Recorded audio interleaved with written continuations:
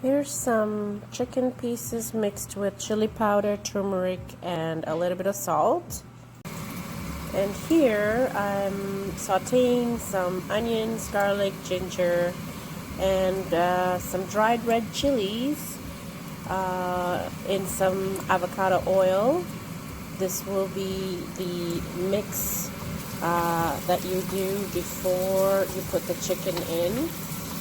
There's a few more spices that I'm going to be adding. Here I'm just going to beat some of these cardamoms so that the tiny seeds come out, and then you can put that in the mix that's in the pot.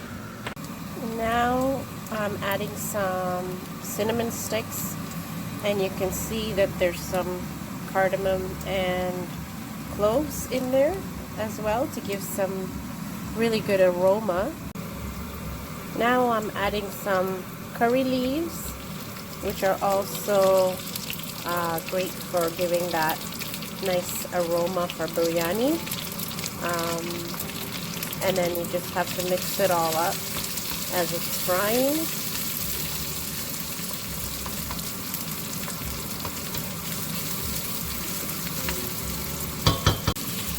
And now I've added some tomatoes into the mix, and it's great because it gives it a little bit of moist texture. And now to this you can add half a teaspoon of salt. After the mixture is about 1 to 2 minutes sauteed, you can add the chicken pieces in there now. Once the chicken is mixed in, you should allow it to cook for a while. So close the lid and let it simmer for about 5 to 10 minutes. This is the seasoning mix that I use for my biryani. It's called Sindhi Biryani by Sean. You can get this at any Indian or Asian grocery store. I love this mix because it gives a great flavor for the meat as well. The biryani gets mixed with the rice, and this particular mix I find is very flavorful for chicken or beef. You can use either meat. And now I'm going to add a little bit of cumin powder into the mix. As you can see, I've just put some cumin powder on the chicken. You can probably use about 1.5 teaspoon of cumin powder for this amount of chicken. And now I've mixed the cumin powder in with the chicken, and I'm going to let it cook for another 5 to 10 minutes. It's best to cover the lid and cook it on low heat. I have it on 5 because that's the mid-range of the heat level for my stove. While the chicken is cooking, I'm going to cut some eggplant into small squares and then deep fry them, because I'm going to add them later into the rice and chicken mix. I've cut the eggplant into square pieces, and to this I'll be adding some turmeric powder and salt to mix it up before frying it.